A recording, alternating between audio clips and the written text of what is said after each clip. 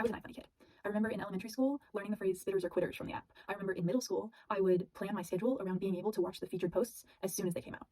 If you don't know what iFunny is, it's an app that was released in 2011 that is a social media site specifically for finding and sharing memes. Um, the main demographic on this app is middle school and teenage boys, and it always has been. And being a woman in the space where the assumed audience is men, as a developing woman, as a girl, as a kid, was very interesting. I feel like the creator of 8chan actually had a similar experience being a disabled person on 4chan.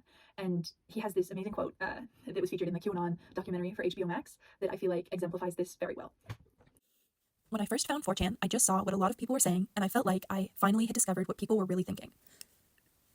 I felt like I was seeing a window into people's hidden thoughts that they weren't saying because it wasn't socially acceptable.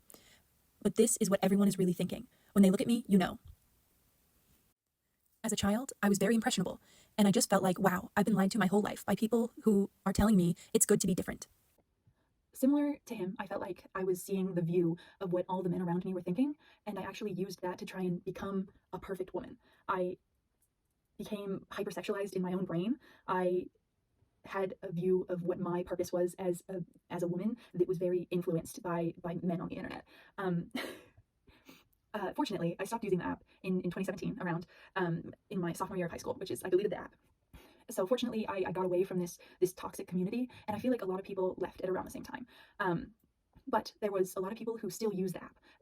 They stayed on the app once anyone who was somewhat, right or left leaning, anyone who had, more social life left the app around, high school when their brain started to develop, but there's still people using the app today. And that sort of culture that messed up my brain when I was a kid is still happening and still very active. About a year ago, a YouTuber named Chloe released a video called My Thoughts on iFunny. And it was a very well-made video. She clearly communicated some problems that she was seeing on the app in the culture. She talked about, racism, homophobia, ableism, anti-Semitism, and over the smallest little things, like creating a whole sexist argument in a comment section on a post that just because someone used the term fur babies when referring to their pets. Like so much hate over so like inconsequential things that doesn't even matter. And the iFunnyers found this video, and they kind of blew it up. It's her most viewed video. And in the comment section, you can see that it's full of this all of the hatred that was described on that she was describing. Like you can see it in actuality, and she ended up on the iFunny featured page.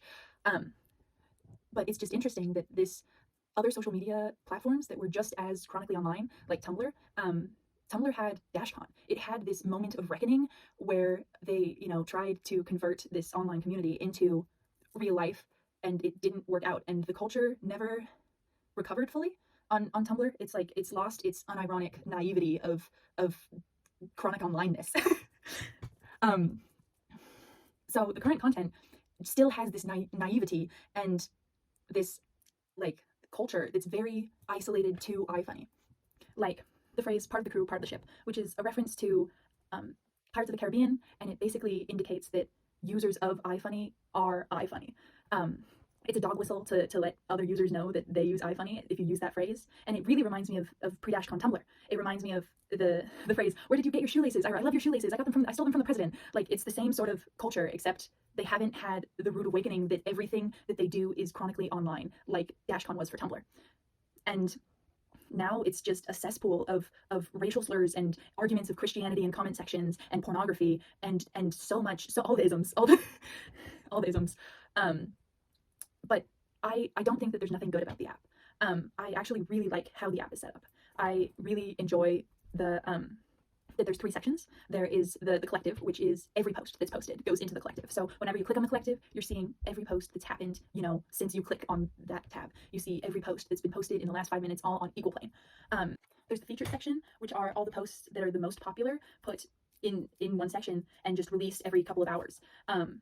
There you can see it's mostly like Reddit and Twitter screenshots.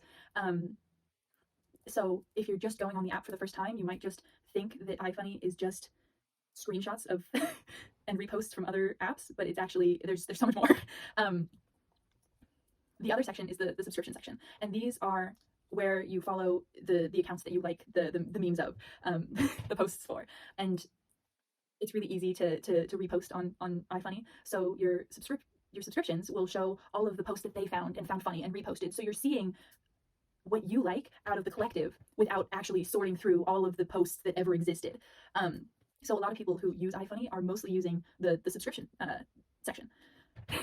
And I actually really like this setup. I like having a space where everyone is seeing the same thing. I think algorithms and having your main source of content coming from an algorithm is crazy. It definitely leads down to rabbit holes. Not that iFunny isn't a rabbit hole in itself, but I'm saying in a different circumstance, it could actually be a better social media platform if it wasn't just filled with incels. um, yeah, I think that if you are young, I would not recommend using iFunny. But I think if older, more liberal, queer, black, POC people joined iFunny who are adults and very prepared to see, killing of animals and slurs, like if you're mentally prepared to do that, I think the echo chamber needs to be popped. I it's hard to get popular on iFunny. And there's so much garbage, and you have to have a certain like mental fortitude to be able to even deal with the people who currently inhabit that app. But there needs to be a touch grass moment. I can't like being in the iFunny echo chamber is detrimental to these people who are on there, especially being young boys, and that's all they're seeing. Yeah, those are my thoughts on iFunny.